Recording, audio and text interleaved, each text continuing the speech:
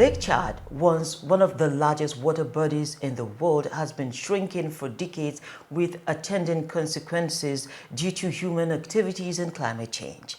The United Nations in the year 2018 say that the water body had shrunk by an alarming 90%. So you might want to ask, what is left of that?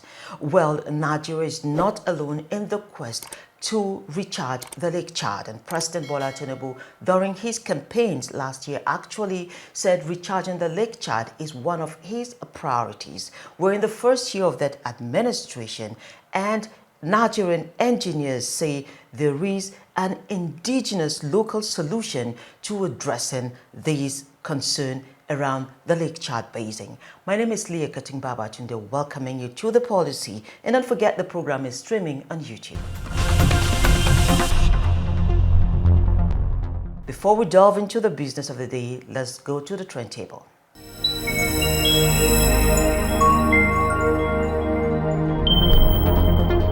Access Bank has named Bolaji Agbede as its interim CEO following the tragic demise of Herbert Wigwe, the CEO who lost his life in a helicopter accident last Friday, along with 5 others in the United States of America.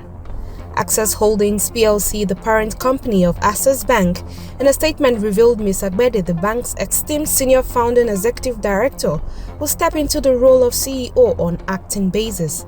Herbert Wigwe's chartered helicopter was on its way from Palm Springs to Boulder City in Nevada in the US when it went down, about 96 kilometers from Las Vegas. He was on his way to Las Vegas to attend last Sunday's Super Bowl.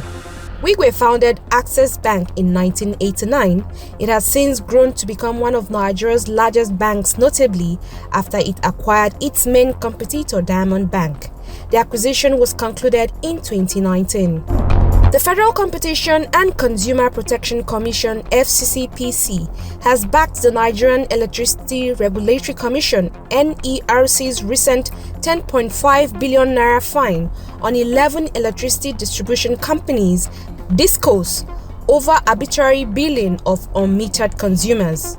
NERC slammed the sanction on DISCOs over non-compliance with the capping of estimated bills for unmetered customers, translating to 50% of power distribution companies' operating expenditure as stipulated standards in the Nigerian electricity supply industry (NESI). FCCPC, in a statement by its acting executive vice chairman Adamu Abdullahi, said the move will protect consumers from obnoxious practices by companies operating in Nigeria. The Central Bank of Nigeria (CBN) this week sold up to $86 million to deposit money banks in the spot FX market. Its first sale of dollars in the market since September 2023 signified the bank's latest attempt to stabilize the Naira.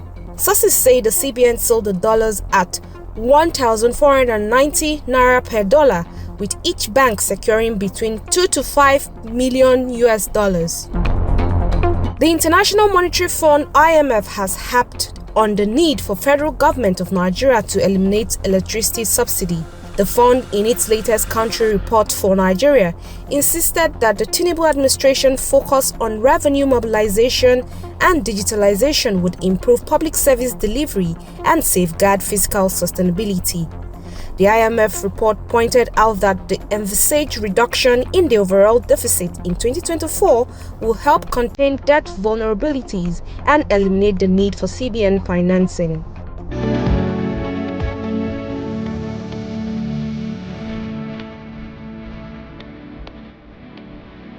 Do you know it takes on average 70-something days to actually start from packing to exporting that container?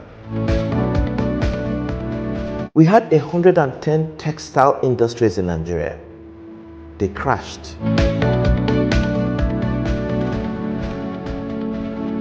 Any government that does not have sufficient output in terms of exports to combat with a global currency, the dollar, is not just visible.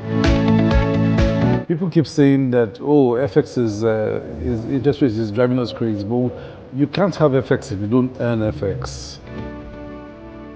For you to liberalize, for you to make it willing buyer and willing seller, you must be able to have some buffers.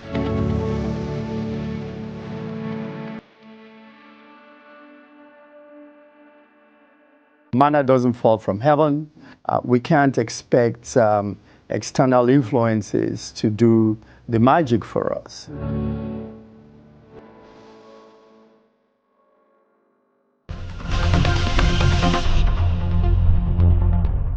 It is said that when you keep trying for solution in one direction and it is not giving you the desired result, then it is time to try another. Let's have that conversation on recharging the Lake Chad with engineer Mustafa Bello. Mustafa Bello is a fellow of the Nigerian Society for Engineers and a former Minister of Commerce of the Federal Republic of Nigeria. He joins me to look at the topical issue of recharging the Lake Chad. You're welcome to the conversation, sir. Thank you very much for inviting me. Let's have an overview of the Lake Chad, the countries bordering it, and what the socio-economic impacts are. Well, if you take a satellite look in the lake itself, you will see that it has essentially receded to almost, I think, somewhere around 45–60% of its actual capacity or volume, initially in the 60s and the 50s. And this is largely as a result of the environmental activities that, have been taking place, either directly around it or in relation to, the channels that supply it. And there are so many factors. These factors include deforestation, impact of deforestation, and this leads into soil erosion, and the erosion leads to movement of a lot of sand into the channels. Now you create siltation, both in the lake itself and on those, arteries that supply the lake itself. So ultimately, you effectively reduce the volume of the lake itself, as well as trim the volume of the supply sources. This automatically, goes into impacting on the economic activities, because the communities that live around there on the eastern side, or more of the northeast, you have N'Djamena relying on that lake, and then the northern Cameroon is also relying on that lake. Then the entire Borno state and Yobe are also relying on that lake, and a substantial part of Niger Republic. If the lake recedes in volume, it becomes more and more difficult, to sustain that kind of level of economic activity, like mostly fishing and use of the same water for irrigation and all year round farming. So the environmental impact on the environment, on the states, resulting from the siltation that has taken place and the recession in the volume has tremendous impact on the economic activity, of the countries and the citizens around that lake. Recharging the Lake Chad has been of concern for so many years now, and one will be wondering, the basin communities, really, the efforts they've put in so far, it looks like it's tougher in actual sense than on paper. What is your take on that? I know the governments of the Lake Chad Basin Commission have had a fixed mind on one solution. And that solution had been the idea of inter-basin water transfer from the Congo Basin, which is about 2,500, 2,800 kilometers away from here, into the Chad, into the lake. And then looking for sources to be able to finance. So the challenges are multifaceted in the sense that, one, they only identified a possible solution, but they have not been able to confirm whether that option is actually feasible or is going to work. I understand they needed about $600 million to be able to do feasibility study. The feasibility study is to enable, confirm whether this project is actually feasible or otherwise. So there are so many questions around it that I don't think the Lake Chad Basin Commission with the governments that are hosting this asset have really arrived at or have agreed to. So while that was ongoing, we felt that, as engineers trained in Nigeria who have so much knowledge of both the ecological and environmental and so many factors, we had access to certain data that we decided to do a preliminary analysis on the quantum of flooding that we have as a result of the diminished volume of the channels that carry transport water from the Cameroon end into the confluence in Lokoja, and then from the Niger end, again as well through Kayenji, Jeba, up to the confluence at Lokoja. And we came with something that suggested that actually, while we have been looking elsewhere for a resource, it exists, locally. We must dredge all the two major rivers, including the Hadere Jamare, that go through Yobe and also supplies Lake Chad, which has become smaller today, silted, essentially, so the flow is very small. So if we are able to dredge these channels, we will address the issue of flooding, increase the volume of flow in the channels, remove a lot of sand material that can be used in the construction industry as well as actually as topsoil for agriculture use, and then make navigability available, within these channels that we have dredged. Then we can go to, say, for example, Lokoja.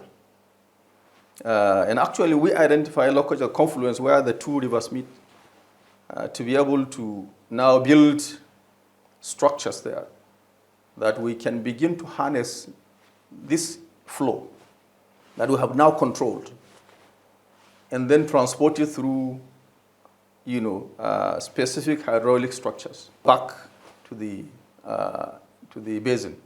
Partly, the transportation of this large volume of water will have to be through either closed pipes, which you can do concrete pipes. We don't need to import them.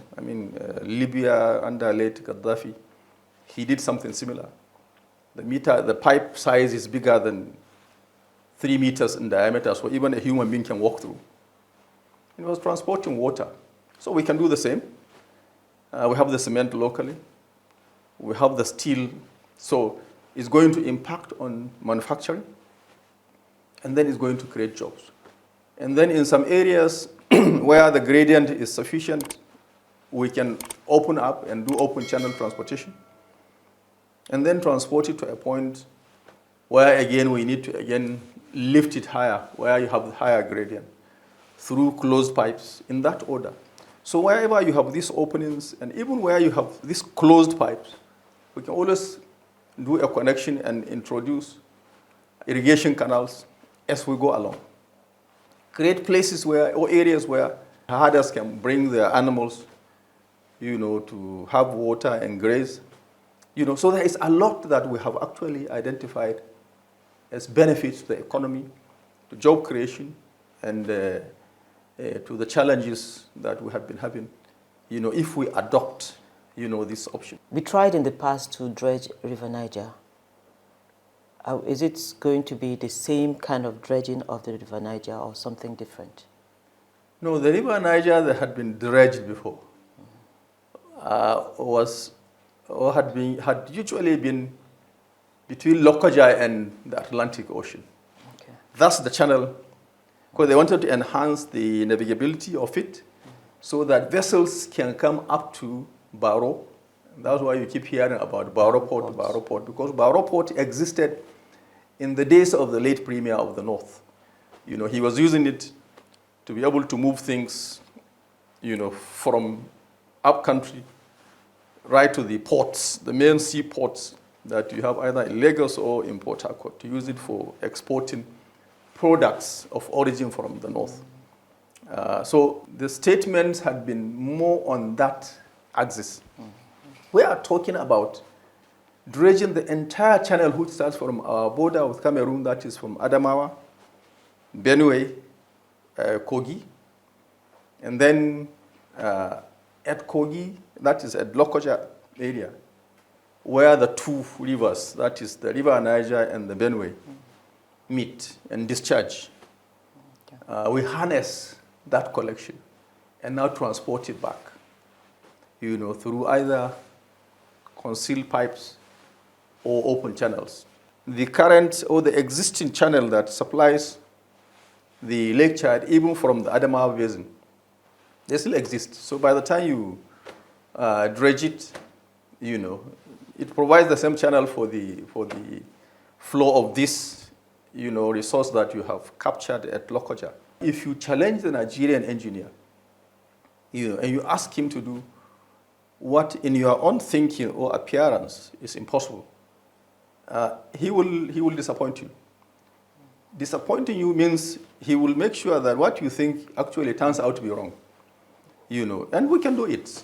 I mean, there is nothing there that we cannot do. We have the surveyors, we have the, you know, anything you are looking for, you can get in this country.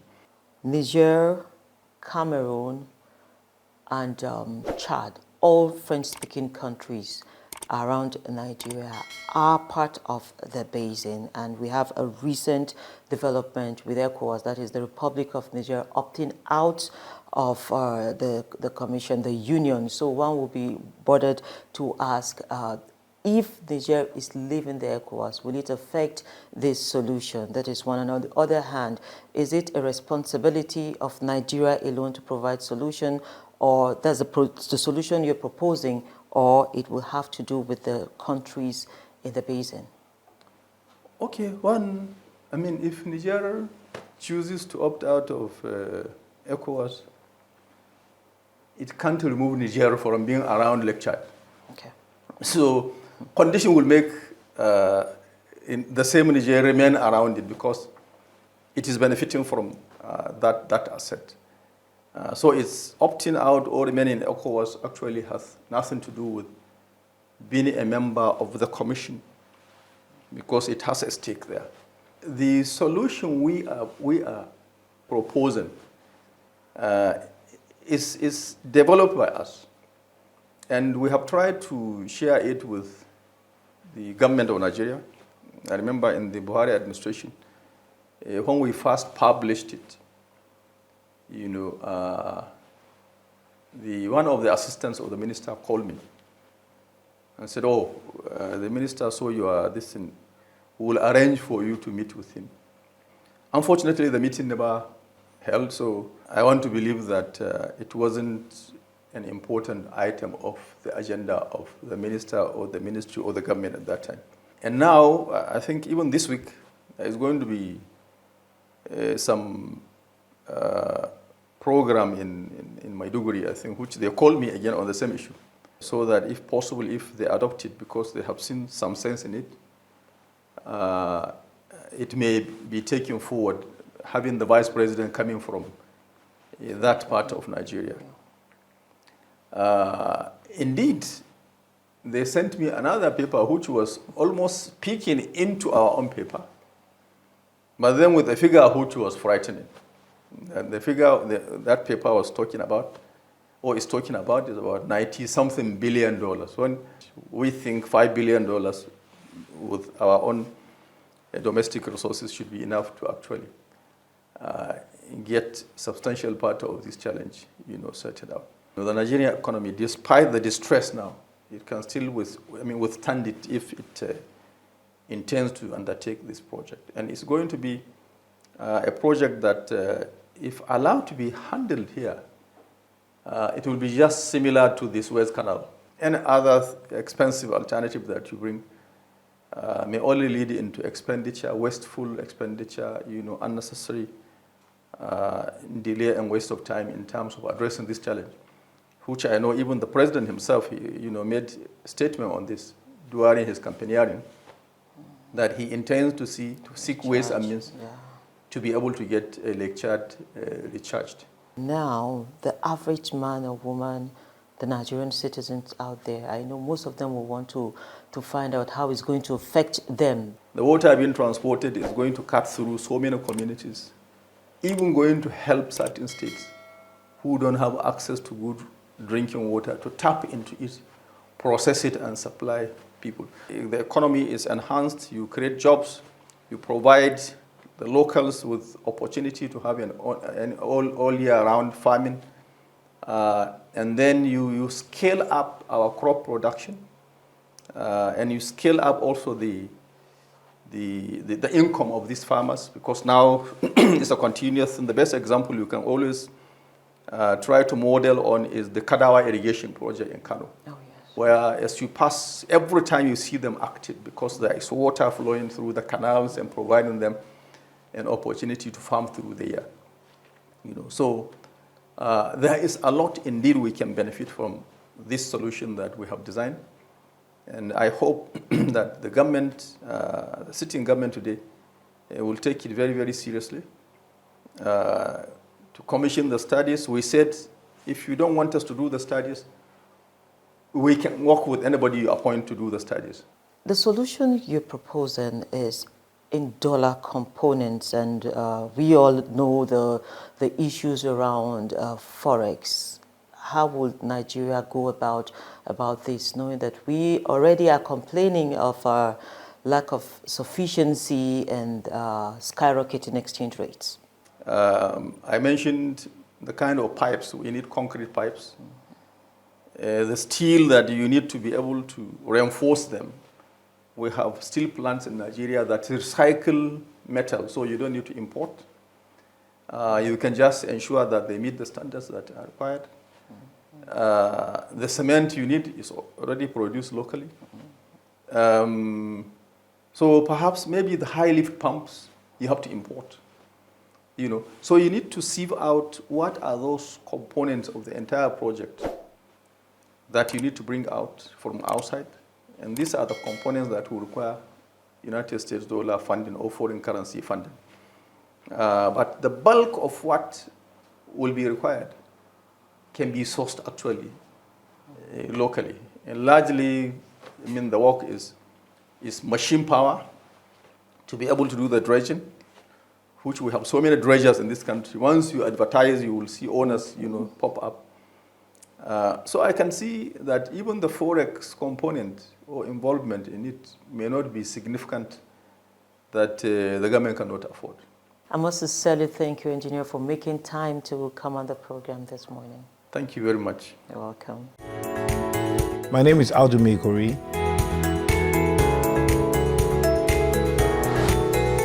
Keep watching the policy with Leah. It aims to provide policymakers an opportunity to explain their policies in a way that members of the public affected by those policies can understand and engage with those policies. Keep watching the policy with Leah.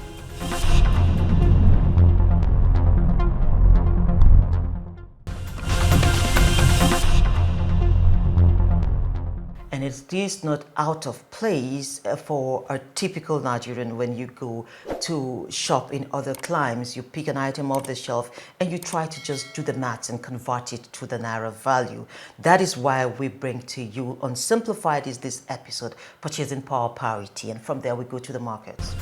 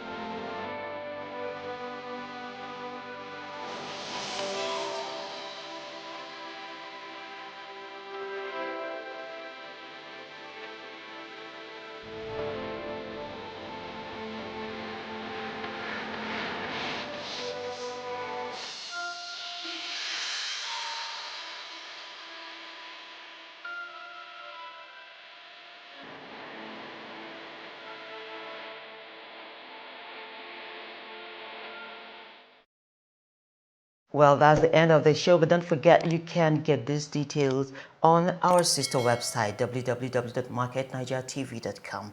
We value your comments, questions, and suggestions. So don't forget, follow us and subscribe on YouTube. Drop those information there as well as other social media platforms. Until we come your way again next week, my name is Leah Kating Babatunde. So you have a beautiful weekend and God bless Nigeria.